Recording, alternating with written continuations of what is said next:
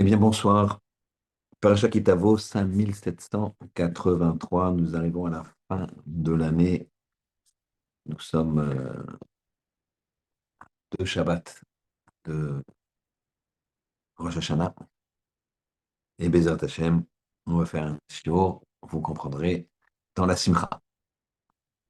Alors, la parashat de cette semaine, Kitavo, elle commence par nous parler des Bikurim, quand tu viendras, Kitavo Beretz, quand tu viendras dans El Haaretz, Asher Hashem Elokecha Noten Lecha, dans la terre qu'Hachem il t'a donnée, et tu hériteras de cette terre, et tu prendras les bikurim, tu prendras les prémices de ta terre, et tu les donneras, il y a toute une procédure, et ensuite tu vas lire, tu vas dire un discours, et tu diras devant Hachem, Elokecha, Arami Oved Avi. L'araméen, il a voulu perdre mon père. On parle ici de l'araméen, on parle de Lavan qui a voulu perdre Yaakov. Yaakov, quand il est arrivé chez Laban, il avait pas d'argent du tout. C'était un pauvre, pauvre, pauvre, pauvre. Quand il est sorti de chez Laban, il était très riche. En fait, ici, on prend les prémices, on prend le meilleur de notre temps, de notre argent, c'est-à-dire les prémices des fruits, c'est-à-dire c'est le temps qu'on a passé, donc c'est c'est le résultat le plus, plus exceptionnel. Ce résultat-là, on l'offre à Hachem en proclamant, la grandeur d'Hachem et en disant je remercie Akadosh Baruch Hu de m'avoir fait gagner ces prémices. Pourquoi on remonte à Yaakov? On peut remercier Hachem sans remonter à Yaakov. Première question. Deuxième question. Il y a dans cette paracha, comme beaucoup d'entre vous le savent, des clalotes, des terribles malédictions. Et c'est marqué la raison. Et la raison, elle fait frémir. C'est marqué Tachet asher lo avati li simcha. Parce que tu ne m'as pas servi avec joie. Pourquoi une telle punition? Parce qu'il n'y a pas la joie. Pourtant, tu as servi Hachem. C'est marqué, tu ne m'as pas servi Bessimcha. C'est pas qui est marqué, tu ne m'as pas servi. Tu ne m'as pas servi Bessimcha. Terrible. Pourquoi? Ben, je l'ai servi. Que ça ne vienne pas plus jamais. Mais la personne, elle a servi. Pourquoi? Une si grande sévérité.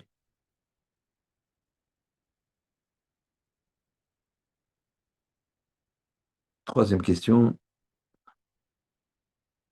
On va Apparemment, on n'a pas de rapport, mais comme d'habitude, on va faire le lien après. Moshe Rabbeinu, quand il est monté chercher la Torah, hein, il est monté 40 jours et 40 nuits. 40 jours et 40 nuits. Évidemment, sans manger, sans boire, sans dormir. Alors nous, on s'approche maintenant du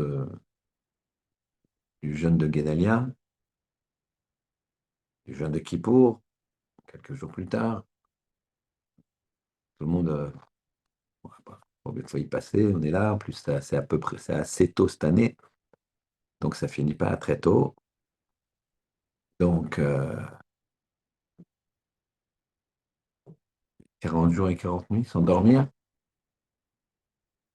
Certains, parce qu'ils se lèvent au slichot, ils vont s'endormir au bureau, ils vont s'endormir parce que, bon, on se lève une heure de plus parce qu'on y a les slichot.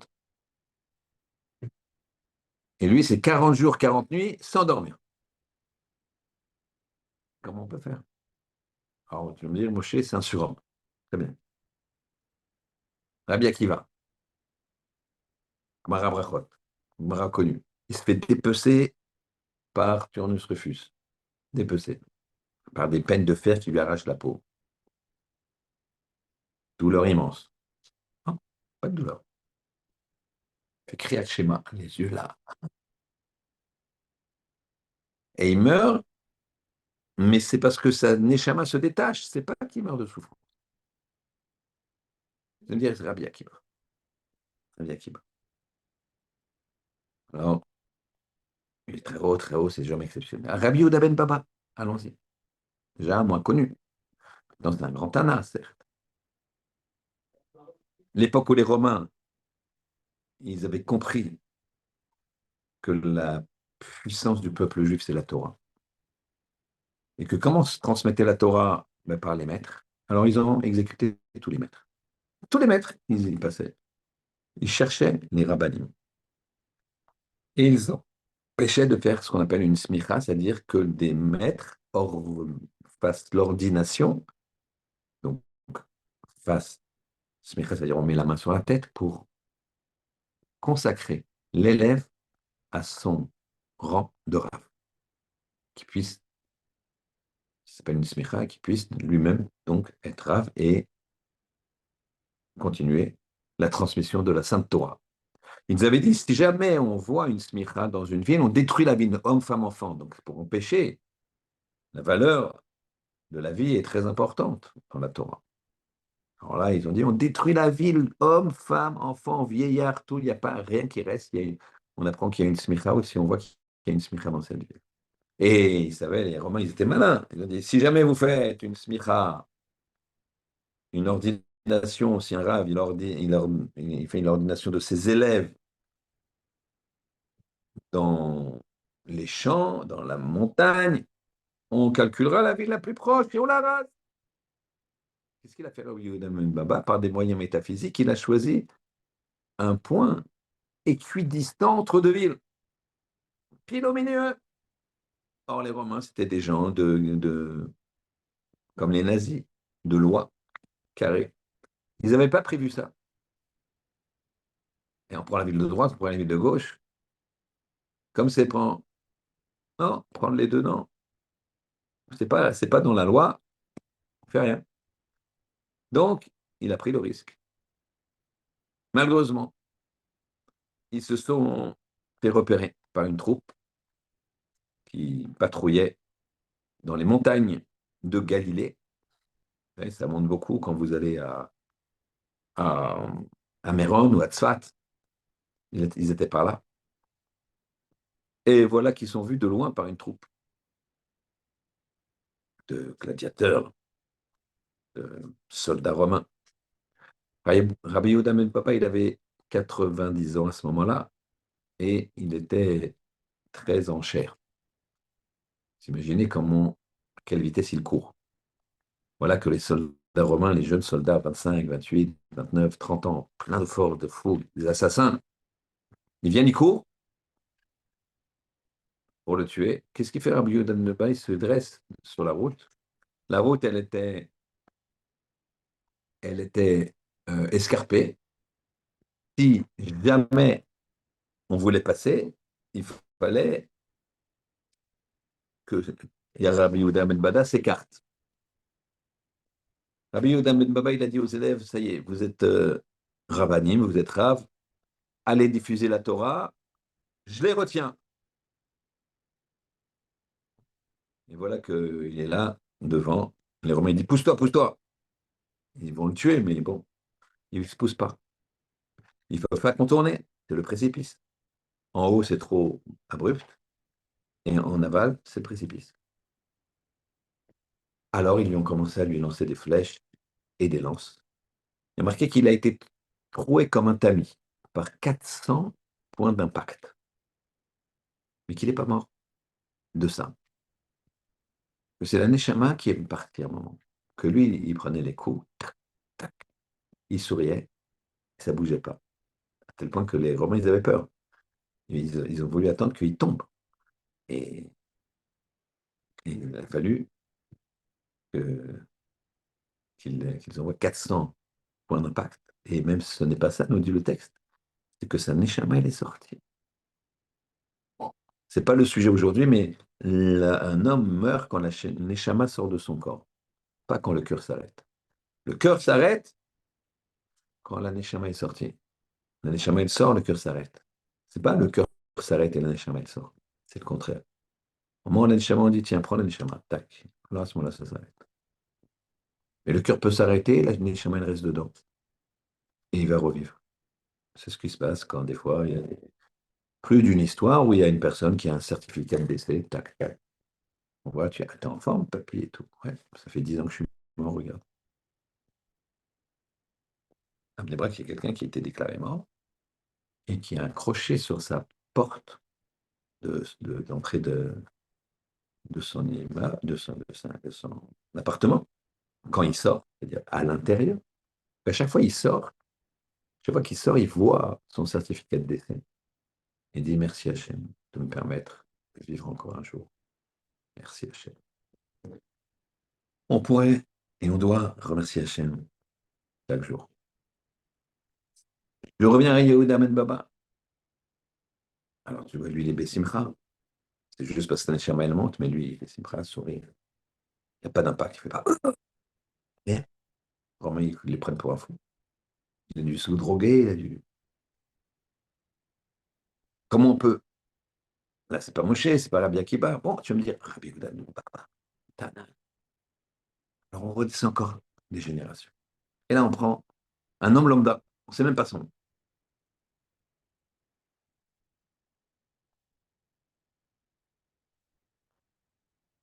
C'est une histoire qui est arrivée 1800, 1850, l'époque de Rav Chaim de Vologine, l'élève du Gaon de Vilna. Un jour, alors que Rav Chaim de Vologine est en train de donner shiur, la porte, elle s'ouvre avec fracas. Personne n'osait interrompre le maître. Mais là, il y a un de tes élèves qui vient, Rav, Rav, j'ai une question. Il dit, oh, question là. Il le regarde, il le fusille, il le regarde, et il dit, assis-toi, je finis le cours, tu parles après. C'est comme ça, finis le cours. Il dit à l'élève, bon, qu'est-ce qui se passe pour que tu m'interromps comme ça, que tu veux. C'est bien l'importance du chiot, c'est bien que ça ne rigole pas. Qu'est-ce qui t'arrive? Il dit, ah, Rav, il faut que vous m'expliquiez quelque chose que j'ai vu de mes propres yeux. Très bien, vas-y. Et voilà, nous, j'habite un village, un tel, et il y a les Cosaques qui sont juste à côté. Une partie du village, c'est un ghetto juif. L'autre partie, l'autre côté du village, c'est des Cosaques. Les militaires russes qui sont, malheureusement, quand ils sont sous, ils venaient frapper les juifs, tuer les juifs, violer les juifs. Et voilà qu'ils se sentent, ce village-là, il est relativement paisible. Les Cosaques, ils ont besoin des juifs pour faire du commerce, pour faire des choses, donc ils ne sont pas trop, trop violents, mais on a quand même très peur. Voilà que là, il y a quelques heures, j'ai voulu aller voir mon ami Yaakov. Bon, je me dirige vers sa maison et je vois devant moi, 25-30 mètres, un Cosaque qui marche dans la même direction que moi. Donc je suis derrière lui. Je marche, je marche, je marche. Je vais dans la maison. Je tourne à droite pour aller à la maison de Yaakov. Lui, il avait tourné à droite aussi. Je vois que finalement, je vois qu'il s'arrête devant la maison de Yaakov et il frappe à la porte. Je me dis, moi, je ne vais pas me présenter chez Yaakov, qui est un Cosaque. Je ne sais pas ce qui se passe. Je recule, je me mets derrière un arbre et j'attends. Je dis, je vais attendre que le Cosaque il fasse ce qu'il va demander à Yaakov. Et voilà qu'il frappe à la porte. Il frappe de plus en plus fort, personne ne lui ouvre. Il tourne la maison, il regarde ce qui se passe, il ne comprend pas. Il regarde un moment, il voit que le cheval de Yaakov est accroché à l'abreuvoir. Donc il est là. C'est les voitures de l'époque. Il fait encore le tour. Moi, je le suis un peu derrière chaque arbre, là, comme ça. Je veux quand même savoir ce qui se passe, parce que je vois que le Cosaque il commence à s'énerver, faire des gestes comme ça. Et puis, en fait, il se met devant une fenêtre, et là, à travers la fenêtre, il renvoie, je le vois de loin, et le Cosaque le voit de plus proche, Yaakov en train de prier. Et là, le Cosaque, il frappe à la fenêtre, fortement, et il dit, Yaakov, Yaakov, ouvre-moi. Et Yaakov, écoute, Yaakov, Yaakov, ouvre-moi. Yaakov est pris. Le Cosaque, il s'énerve, il prend son pistolet, avec la crosse du pistolet, il casse la vitre. Yaakov, tu vas m'ouvrir ou quoi? Jacob, il continue. Il sursaute pas, hein. Kozak, il lève le bras, il dit Yakov, il y a trois, tu viens pas m'ouvrir, je te tire une balle dans la tête. Un, deux, trois. Il tire. Le chapeau de Yakov, il est là, la balle elle fait ça, le chapeau comme Lucky Luke.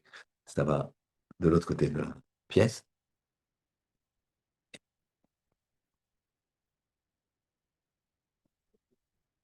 Kozak, il regarde, petit sourire en coin. Ils sont vraiment fous, c'est juste, c'est pas incroyable, quoi. Ouais. Il met son pistolet dans sa gaine et il s'en va. J'attends qu'il soit bien, bien, bien loin et je m'approche de la fenêtre. Et je vois Yaakov qui finit la Hamida.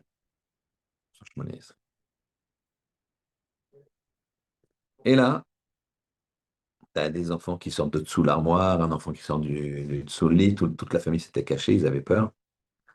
Et il y a un de ses fils qui lui dit, Papa, papa, mais on n'a pas le droit de faire ça. Il y a marqué dans une Mishnah que quelqu'un qui prie que un serpent se roule autour de son pied, eh bien,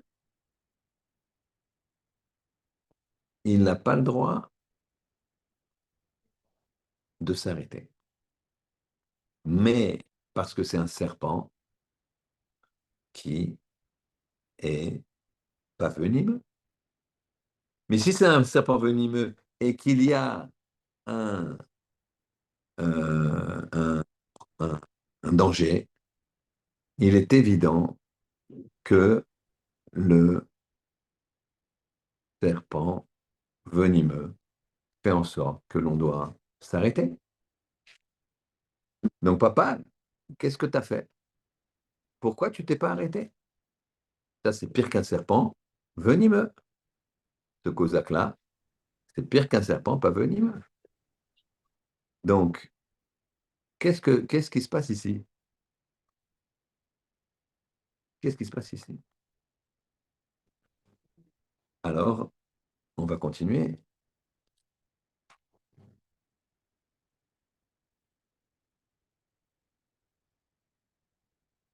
On va continuer avec la question. On va continuer la question. On va essayer de comprendre. Donc, on a dit comment ces gens-là, ils peuvent,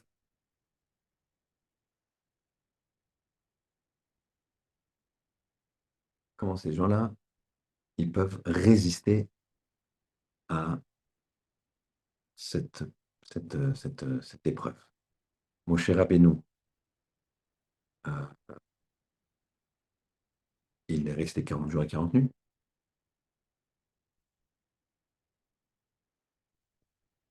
Rabbi Akiva, il rigole quand on est en train de le torturer.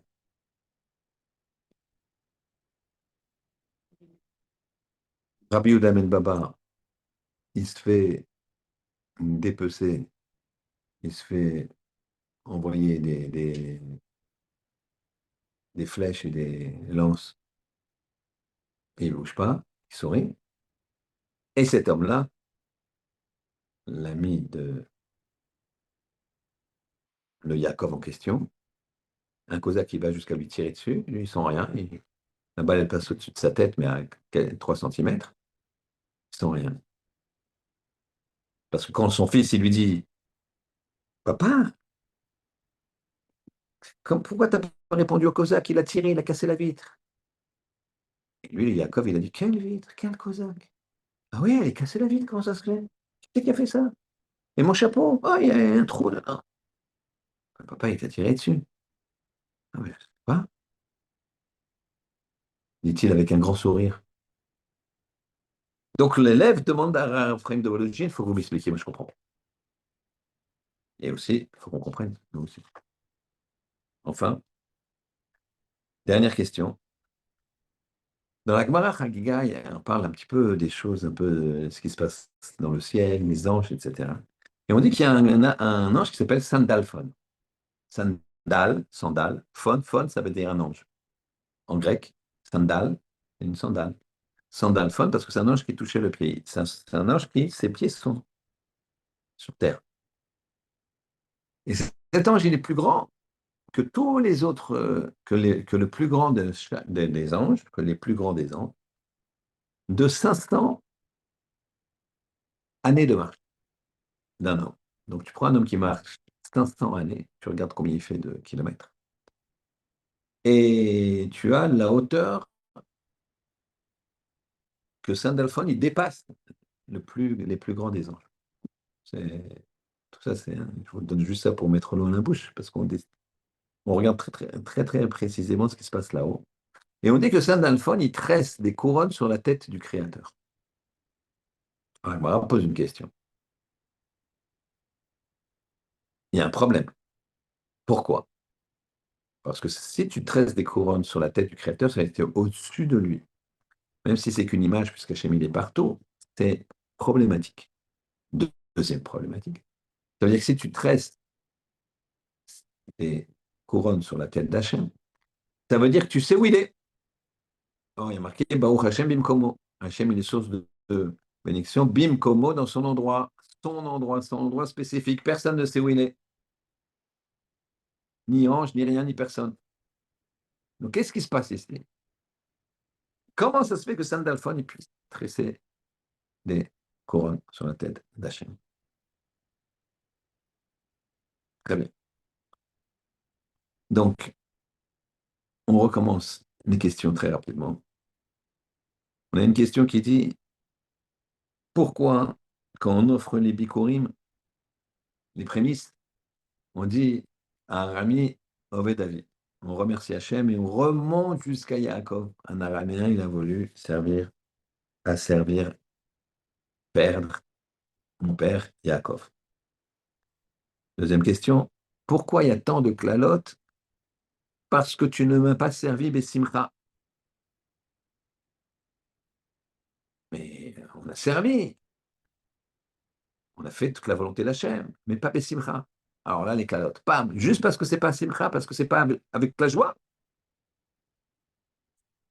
Troisième question.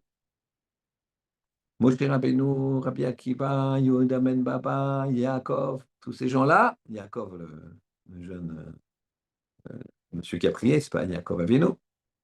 Tous ces gens-là, ils ont supporté la douleur, ils n'ont pas mangé, ils n'ont pas bu, ils se sont fait torturer, ils n'ont pas bougé, etc., etc., etc. Et ils étaient avec un service d'Hachem incroyable, avec un sourire aux lèvres. Comment c'est possible? Quatrième et dernière question, l'ange Sandalphon.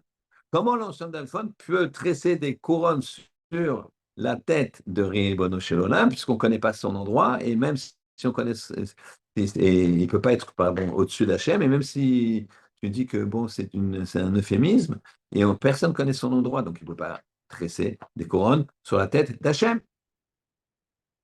On va commencer à répondre.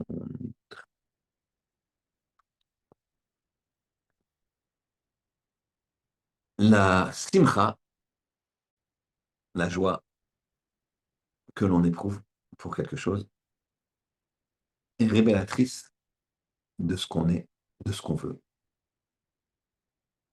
de nos aspirations.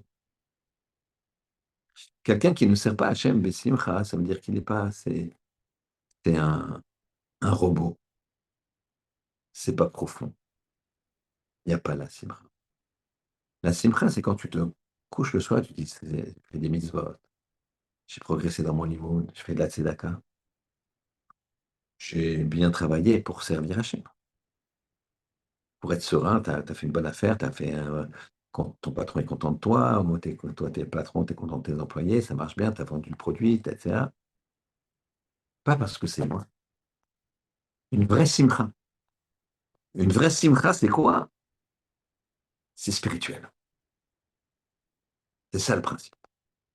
Dire qu'on peut servir Hachem sans spiritualité. Asher lo avad Hachem besimcha. Parce que tu n'as pas servi Hachem besimcha. Tachat. Asher lo avata Hachem besimcha. Tachat, ça veut dire à la place. Sous. À une relation de cause à effet. Tu n'as pas servi besimcha, c'est-à-dire qu'au fond de ton cœur, il n'y a rien, c'est vide. Fais la mida. Tu n'es pas simcha. On ne se rend pas compte de, du cadeau qu'on a de pouvoir prier trois fois par jour. On ne se rend pas compte du cadeau qu'on a de pouvoir aller à un minyan. Il y a 30 ans de ça, où j'avais un minyan. Où j'avais un minyan. Il y avait un minyan Shabbat. Dans Paris, je parle. Je vois pas très très peu de minyanim la semaine. Maintenant, chaque coin de rue, tu as un minyan, 19e, 16e partout. Une fois, un rabbin il a raconté que c'était un mashgiach, quelqu'un qui vérifiait la production et la production de certaines des laitues, des choses comme ça. Et donc, il était dans un kibbutz, qui n'était pas religieux, avec quelques-uns. Il a décidé d'organiser une tfila un jour, parce qu'il se trouve qu'il y avait deux, trois personnes religieuses de passage, et donc ils se sont comptés, ils étaient 8.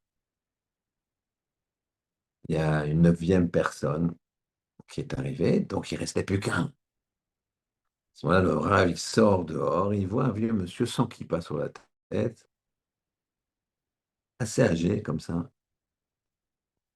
Donc sans kippa sur la tête, ça veut dire qu'il n'est pas religieux. Il dit, excusez-moi, vous pourriez venir prier avec nous. Et le vieux monsieur dit, non, moi je ne prie pas, je ne suis pas religieux du tout. Et non, mais là, c'est pour compléter. Quand on est 10, on peut faire un kaddish et une kedusha, dire la prière exceptionnelle du kaddish, sanctification du nom de Dieu, la kedusha dans la Hamida, c'est un mincha, une prière de l'après-midi. Alors le vieux monsieur il a dit d'accord, il s'est appuyé sur sa canne, il est monté. Entre-temps, il y a un dixième qui est arrivé. Écoutez bien, il y a un dixième qui est arrivé.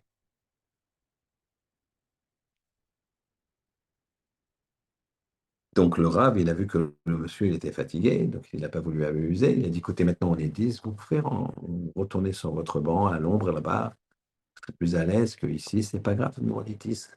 Merci beaucoup. Le vieil homme est retourné sur son banc. Quelque temps après, il est niftar, il est décédé. Il est venu en rêve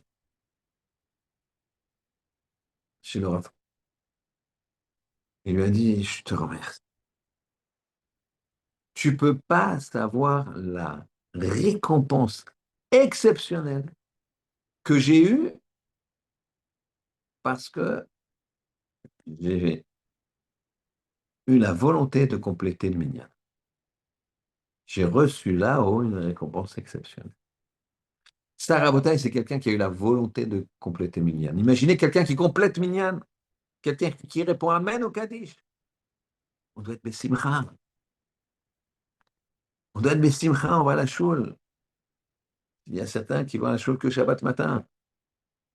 Je ne juge pas, Chas Shalom. Ils sont sans aucun problème, plus haut que moi. Il n'y a pas de problème. Le Ramban, il dit, il considère toute personne plus haute que toi. Plus, mieux que toi, qui sert mieux Hachem que toi. Elle dit, bah, moi je fais 3 fois la tefila par jour, j'étudie, je fais ça, il lui fait rien. Il dit, ouais, mais toi, quand tu fautes, tu es en pleine connaissance de cause. Lui, il ne sait pas. Donc il est mieux que toi. C'est mieux, c'est plus grave de fauter en pleine connaissance de cause, on appelle ça méside, volontairement, quoi. Que quelqu'un qui ne sait pas, qui ne comprend pas. Pour lui, c'est. Ah bon? Lui, il est choqué. Donc imaginez, quelqu'un, il va que le Shabbat. Mais il ne faut pas que ce soit poussé, il faut que ce soit heureux. Et si tu es heureux d'aller dire Amen au Kaddish, Amen à la Kedusha, et prier Hachem, eh bien, tu vas revenir. La simcha, elle est vecteur d'avenir. Et d'ailleurs, c'est marqué, c'est exceptionnel. C'est marqué Tachat asher lo avata Hashem besimcha uftuv levav.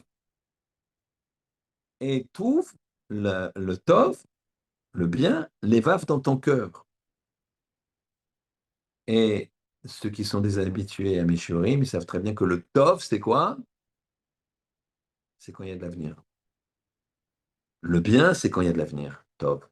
Le ra, le mal, c'est quand il n'y a pas d'avenir. Le pur, c'est quoi? Quand il y a de l'avenir, c'est tov. C'est pur, c'est tov. L'impur, c'est quoi? C'est le ra, il n'y a pas d'avenir. Et là, on a dit, parce que tu ne m'as pas servi, besimcha, ouf, tous les vav, et avec un cœur bien, que ça vient faire, tous les vav. Simcha, je comprends, d'ailleurs, les gens, vous leur demandez, c'est pourquoi il y a ces malédictions? Ah, simcha. Et le tuv levav, il est passé où? Il est marqué, besimcha, ouf, tous les vav. Parce que la simcha, elle implique le tuv levav. La joie, elle implique qu'il y a de l'avenir. Dans le chinuch rabotai, écoutez bien ça, tu ne retenez que ça pour ceux qui ont des enfants, même s'ils sont grands et même s'ils sont déjà bien adultes, on peut transmettre le message aux d'autres qui en profitent. Un enfant, comme un adulte d'ailleurs, mais un enfant, quand tu l'éduques, tu veux qu'il aille dans un sens, tu veux, imagine, je prends n'importe quoi, tu veux qu'il aime les maths, d'accord, qu'il soit bon en maths, alors fais-lui aimer les maths. Si il aime les maths, il sera bon en maths. Et si il est bon en maths, il aura de la joie qu'il aime les maths. Il a des résultats, il aura de la joie. Puisqu'il a de la joie, il va continuer. C'est pour ça que Simcha, ça marche avec tous les verbes. Quand tu es joyeux, tu fais Ah, je vais aller skier. Eh ben, tu vas progresser. Là, tes copains, ils aiment bien skier, mais quand il fait trop froid, quand il fait ceci, toi, ah non, et tu skis. Ouais, et ça grêle, ça truc, il fait trop chaud, trop froid, tu y vas. T'es Bessimcha. Et là, on commence à toucher un petit peu la réponse aux autres questions. Quand des Bessimcha, tu sens pas l'impact du mal que tu reçois et que tu sentirais si tu n'avais pas la simcha. Je m'explique. Il y avait un grand Rav Mekoubal, Rav, c'est pas Shalom Sharabi, bon, un Rav contemporain qui est Niftar, un grand Mekoubal. Et le vendredi, à la radio, en radio, certaines radios, en tout cas religieuses, et même des fois non religieuses, le vendredi, il y a beaucoup de shiurim. Et il y a un rabbin, on va dire un petit peu, pas, pas dans la stricte observance de la halakha, qui a été invité à parler sur une chaîne de radio. Euh, et il a commencé à dire des choses très graves sur ce grand Mekoubal. Choses graves. Cette histoire, je l'ai entendue de la bouche de Rav David Yosef, le fils de Rav Ovadia Yosef. Rav David Yosef, qui est un des très grands raves actuellement au niveau de la halakha dans le monde sfarad. Il a raconté cette histoire. Donc lui, il est là, il écoute la radio, il entend ces insultes, comment il dévalue la personne, comment c'est un manque de respect à un Talmid Chacham, en public, à la radio. Il est chez lui, il ferme la radio, il réfléchit, et pendant qu'il réfléchit, on frappe à sa porte, et c'est un autre grand rave, qui est voisin, qui est pas loin, qui lui dit excuse-moi, Rabbi David, t'as entendu t'as écouté ce qu'il a dit, ce pseudo-rabbin, sur, sur le rave j'ai entendu. C'est, c'est, je suis soufflé. Il faut aller lui mettre un kherem. C'est-à-dire qu'un kherem, c'est un anathème. On va passer une halakha que cet homme-là, plus personne ne lui parle, il n'a plus le droit de faire ci, il n'a plus le droit de faire ça, on va l'exclure de sa communauté, c'est incroyable. C'est pas possible de dire ce qu'il a dit. Mais en même temps, d'abord, il faut demander la permission au Rav qui a été insulté. Le grand maître qui a été insulté, qui était beaucoup plus âgé que Rav David Yosef. Il était très âgé. Un grand Mekoubal. J'espère que le nom me reviendra avant la fin du shiur, sinon je vous prie de m'excuser. Ils vont le voir dans sa yeshiva de kabbaliste là-bas. Et là, il le voit par la fenêtre, il y avait une porte vitrée, il est en train d'enseigner, il enseigne, et rayonnant. Les élèves, ils sont là, lui, il était très âgé, les élèves, ils n'étaient pas moins âgés, ce n'étaient pas des genoux à sa table. Et donc, euh, David Yosef raconte qu'il avait mal au cœur d'interrompre le cours, mais il se dit, ça urge. Pas le Rav Pas une- Kadouri, Kadouri Ah, peut-être. Rav Kadouri, merci beaucoup. C'est Merci beaucoup. Rav Kadouri, bravo. Rav Kadouri. C'est Rav Kadouri. Et donc, il le voit et il fait des signes, etc. Rav Kadouri, il interrompt son chiot. Il va voir Rav Yosef et l'autre Rav qui était avec lui, et lui, il raconte tout. Il lui dit, voilà, il a dit beaucoup, beaucoup de balles sur vous, et voilà, nous, on veut le mettre en kherem, on veut faire ci, on veut faire ça, mais on veut vous demander la permission. Rav Kadouri lui dit, non, non, non, on lui fait rien, on lui fait rien. Mais dites-moi, qu'est-ce qu'il a dit d'abord? Rav Yosef raconte qu'il n'a pas osé dire. Hein, quelqu'un qui fait vraiment des insultes dégradantes et profondes. Et tu as du mal à un grand rave, même si toi-même t'es rave. Bon. Un rave comme Rav Kadoré, un zaken. Tu vas lui dire, il a dit que vous étiez comme ci, comme ça. Non, il ne veut pas. Le Rav Kadoré lui dit, je te ordonne de dire. Et Rav David Yosef témoigne que quand il lui disait chaque insulte, il y avait Rav Kadoré qui rigolait. Ah, il a dit ça, incroyable. Mais qu'est-ce qu'il a dit d'autre? Ah, Rav, n'obligez pas. Qu'est-ce qu'il a dit d'autre? Et à chaque fois, il rigolait, à chaque fois, il rigolait. Et quand il a fini, il lui dit, je vous interdis de faire quoi que ce soit. Il est revenu à son chiot et Rav David Yosef, il a dit, il était étonné. Il s'est dit, peut-être sur le coup, il a rigolé, mais comment il est? Donc il a regardé un petit peu comment il a repris son chiot. Et il a repris son chiot avec un entrain et une joie. Là, on comprend que c'est servir Hachem dans la joie. Comment lui n'a pas eu cette Agamat Nefesh, quoi, il m'a insulté en public, la radio, des centaines de gens qui écoutent. Non, je rigole. La simcha. C'est pas grave. Plus que ça. Si ça arrive, ça arrive. C'est incroyable qu'il ait dit ça. Parce qu'il n'a pas de ga'ava. Il n'a pas de prétention. Le premier ennemi de la simcha, c'est la ga'ava, la prétention. C'est pour ça, on va répondre à la question. On avait dit, pourquoi les bikurim, tu dois dire, un araméen, il a voulu perdre mon père Yaakov.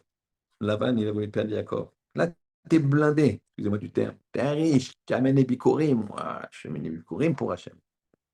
Akaratatov, c'est pas toi, c'est que Hachem qui t'a fait, qui t'a donné. Baisse ta prétention. Si tu baisses ta prétention, tu pourrais être joyeux. Tu pourrais les donner avec joie. Si tu baisses pas ta prétention, si tu ne veux pas reconnaître que Akadosh Baruch Hu, c'est lui qui t'a fait gagner l'argent, et bien à ce moment-là, tu auras pas de simcha. C'est pour ça qu'on comprend. Et on remonte jusqu'à Yaakov pour dire, tu vois, tout ça, ça vient de Yaakov. Toute ta bracha, elle vient de Abraham, Yitzhak et Yaakov. Ne crois pas que toi, tu es pour quelque chose. Alors, si je dis, mais ça vient d'eux, j'ai une simcha énorme. Je récupère encore ça. Et si tu dis, ça vient de toi, tu as la prétention, alors tu vas dire, mais pourquoi j'ai pas plus? Pourquoi je ceci? Pourquoi je cela? Et c'est moi. Dès que tu te mets en avant. Le Rav Kadori, il n'a pas souffert. Il a rigolé parce que pour lui, il ne vaut rien. Pour lui, c'est zéro. Je dis, bah oui, peut-être il a raison. C'est quel problème? La simcha, elle ne peut venir que dans le spirituel. Quand j'ai la simcha, j'ai le touv levav, j'ai le cœur qui est tov, qui va aller en avant. On a posé la question, comment se fait-il que l'ange Sandalphon, il tresse des couronnes sur la tête d'Hachem? Alors regardez, c'est très très joli. La Gemara là-bas et Tosfot précise qu'en fait, qu'est-ce qu'il faisait Sandalphon? Qu'est-ce qu'il fait un ange? Qu'est-ce qu'ils font les anges? Les anges, ils chantent. Ils chantent. L'esprit. Il n'y a pas marqué que les anges, ils parlent à Hachem. Les anges, ils chantent. Shira. Vous voyez que la notion de shir, de chant, elle est fondamentale dans le service divin. Parce qu'elle est équivalente à la simcha. Quand tu chantes sur ta douche, tu es heureux. T'es bien, tu te laves, t'es bien quand tu chantes. Ça, c'est une caricature quand tu fais un bon Hallel. Même si il y a une mélancolie, il y a une profondeur. C'est pas forcément des éclats de rire. Quand Shoshana s'approche, on va chanter.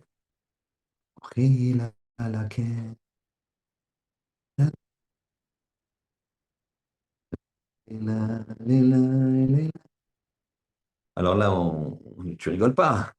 On va s'apprêter à faire le Shmoné Esrei, la Hamida, devant Akadosh Baruch Hu, Rosh Hashanah, Kippour. On est heureux. On a une simcha de cette proximité. On chante. On fait les slichot. On chante.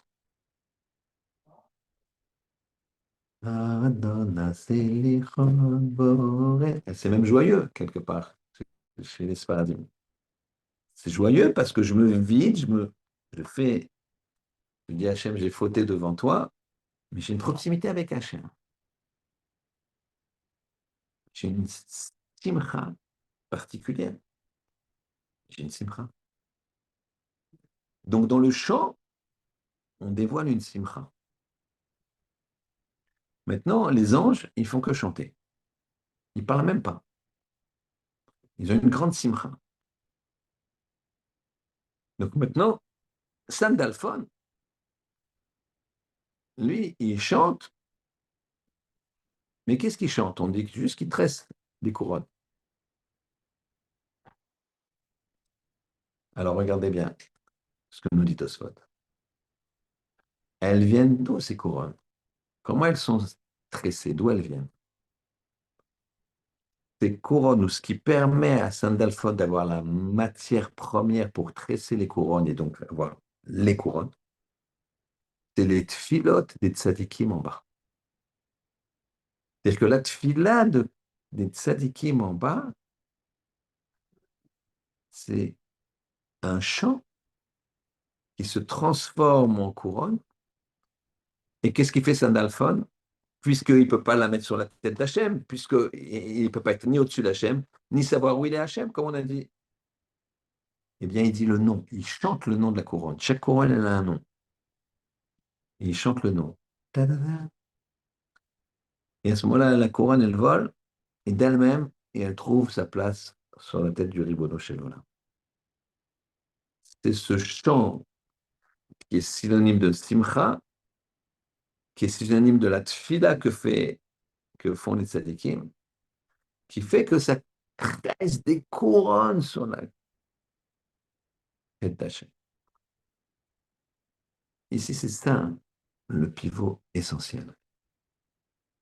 On revient à Moshe Rabbeinu 40 jours et 40 nuits. Rabbi Akiva, on le dépaisse, il est Bessimcha. Rabbi Yehuda ben Baba, il reçoit des flèches et des flèches, des Bessimcha. Et encore ce Yaakov là-bas, du temps de Rabbi Chaim de Vologine, il est en train de prier, prier, prier, mais après il rigole. Et puis il a juste un peu peur maintenant parce qu'il dit ah, qui c'est qui a cassé la fenêtre? Il avait mon chapeau, il y a un trou dedans. Parce que quand il priait, il était Bessimcha, c'est le chant des anges et la tfila des hommes. Ça fait une seule et même chose. Parce que quand tu pries, tu es Bessimcha de pouvoir t'adresser à Kadosh Baruch Hu. Nous, on ne se rend pas compte. Mais on doit être d'une simcha époustouflante. Les mains qui bougent, les yeux qui voient, les oreilles qui entendent. Malheureusement, il y a des gens qui n'ont pas ce privilège. C'est un privilège, c'est pas que c'est normal. Ouais, je suis normal, bah, ça va, tout le monde fait ça, tout le monde est comme ça. Pas tout le monde. Parce que tu ne regardes pas, parce que tes yeux ne sont pas ouverts. Ma mère, Aléa Shalom, s'était fait opérer de la hanche. Bon, une personne âgée de la hanche. Bon, Hachem, c'était très bien passé, c'était un peu douloureux pendant un mois ou deux. Mais après, elle marchait très, très, très bien. Merveille de la science que Hachem a donnée, évidemment, dans la tête des hommes. Et elle avait donc des béquilles pendant sa convalescence. Et je me suis aperçu, puisque maintenant, ma mère qui était en béquille, je faisais attention aux béquilles.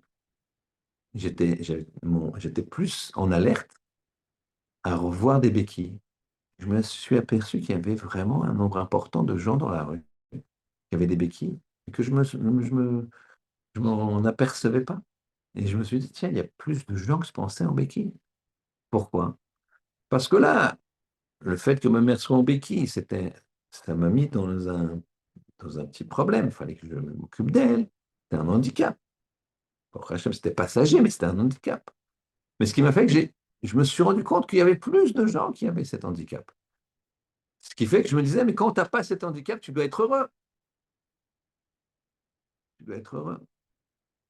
Ça, c'est la capacité d'avoir de la simra. Quand on fait les brachot le matin, il y a une bracha qui s'appelle Pokeach Ivrim, qui ouvre, qui ouvre les yeux de l'aveugle. Je crois que c'est le Yahro Vache, le Rabbi Yonatan Nebeshis, je crois que c'est lui, qui dit que quand tu fais cette bracha, hein, tu dois avoir les yeux fermés au début, et quand Pokeach Ivrim, qui ouvre mot à mot, qui rend la vue aux aveugles, tu les ouvres. Donc là, je ferme mes yeux, je vois rien. Je ne sais pas ce qui se passe. Et je dis, Baruch ata Hashem Elokeinu melech haolam, pokeach ivrim, j'ouvre les yeux. Et là, je vois. Je vois les reliefs, je vois derrière moi, je vois dessous, je vois quand je regarde là, je te vois là ici, je vois ça ici, etc. Je me dis, mais c'est merveilleux. Tu fermes les yeux, tu te rends compte ce que tu pouvais ne pas avoir.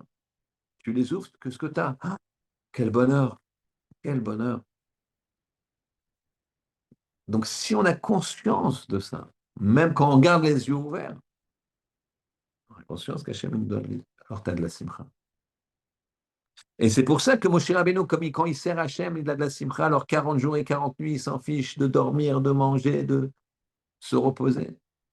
C'est pour ça que Rabbi Akiba, il sert Hachem, c'est le moment où il fait schéma, il donne sa vie pour Hachem, il est là, il se fait dépasser, il sent rien. Et sa neshama, c'est une proximité avec Hachem qui fait qu'il meurt, ce n'est pas les coups de peigne qu'il reçoit des Romains.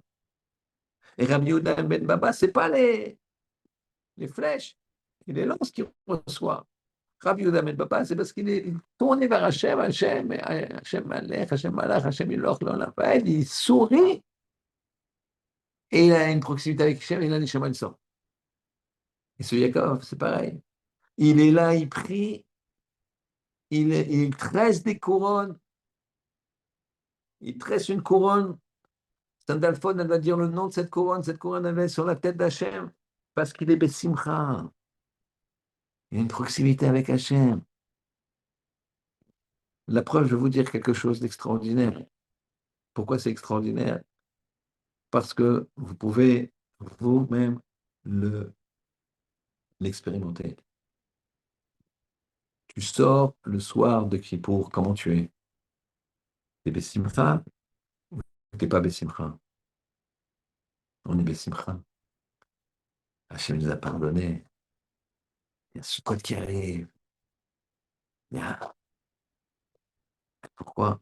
J'ai jeûné, j'ai pas mangé, j'ai pas beaucoup dormi, j'étais debout beaucoup, j'ai très mal aux jambes, j'ai faim, j'ai soif. Non, tu sors de la chambre. Quelqu'un t'a dit, parce qu'on est Bessimcha. La Simcha, elle ouvre tout. Les gens, parfois, ils ont des soucis qui sont, qui sont pas des soucis. Le chiffre d'affaires a baissé. Ah, tu t'es trompé de route.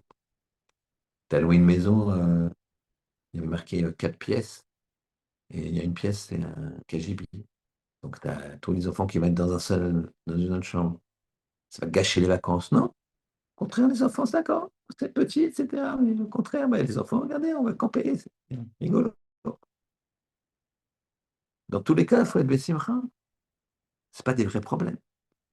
Mais il y a des gens pour ça, ils font un scandale, ils s'embêtent. Et moi, je fais un procès, et l'agence, et le truc, et le machin. La profite, ça y est, la piscine, elle est là, la forêt est à côté, tu vas te promener, ça y est. Pourquoi? Tout tu peux mettre d'un côté de Simcha ou le contraire. Alors, quand tu sers Hachem et que tu n'as pas la Simcha, ça veut dire que, pourquoi tu le fais? C'est-à-dire que tu n'aimes pas. Parce que si tu aimes, tu es joyeux. Quelqu'un qui n'aime pas son travail, il va au travail, pas avec Simcha. Quelqu'un qui aime son travail, il y va, il prend son café, il y va. Alors aujourd'hui, qu'est-ce que je fais? Il ouvre son ordinateur, tac, tac, tac. Alors ouais, il faut que je fasse ce dossier, tac, tac, tac. Il est content. Ça ne va pas être la même joie. Alors c'est ça qui a fait que Moshe Rabbeinu, Rabbi Akiva, Rabbi Yehuda ben Baba et le Yaakov de Vologine, qui fait qu'ils n'ont pas senti ni la peur, ni la douleur, rien. C'est des simcha qui sont montés là-haut. C'est ça qui a fait. C'est la simcha. C'est pour ça que si on ne sert pas Hachem, Bessimcha avec la joie, alors ça veut dire on n'a pas compris. On n'a pas compris. Quand on sert Kadosh Baruch Hu, on a fait la volonté du Ribono Shel Olam, alors ça veut dire qu'on est Bessimcha. Il y avait une fois deux frères. Deux frères. Ces deux frères, c'est les frères Strauss. Il y a une rue Strauss, ou plusieurs, en Israël. C'était des gens riches, les deux riches, deux frères. Et voilà qu'il y a un des frères qui était généreux, qui était religieux et généreux, et qui avait fait des dons à, si ma mémoire est bonne, à un hôpital. Et le, son autre frère, il n'avait pas voulu. Et il y a eu l'inauguration de cet hôpital. Alors, ils ont invité le donateur. Le donateur et son frère, ils étaient tous les deux en Israël parce qu'ils habitaient aux États-Unis pour des affaires, pour acheter des terrains. Et donc, le frère généreux a dit à son frère, viens voir ce que j'ai fait avec l'argent, regarde un hôpital. Et puis, il me semble que cet hôpital, c'est un hospice comme ça. Très, très grand mitzvah. Donc, l'inauguration, elle se passe. Le frère qui n'est pas généreux est là. Il donne toujours pas. Et il se passe un drame.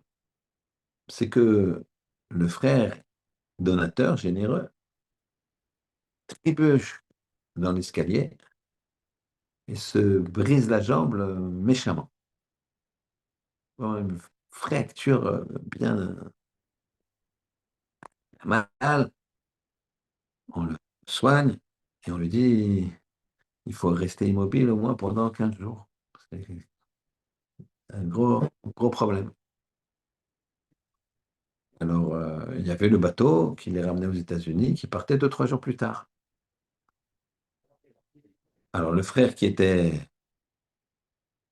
n'était pas donateur, il a dit, bon, moi, je prends le bateau. L'autre, il lui a dit, eh bien oui, ouais, si tu veux. Moi, je suis obligé de rester là. Le frère qui n'était pas notaire, il a dit à son frère, tu vois, dis-moi, c'est bizarre. Tu fais des mitzvot comme ça, tu me dis que les mitzvot, ça donne de la simcha et que c'est ça qu'il faut faire. Et dans le propre hôpital que tu fais construire, tu te brises méchamment la jambe, qui t'oblige à rester au moins 15 jours de plus.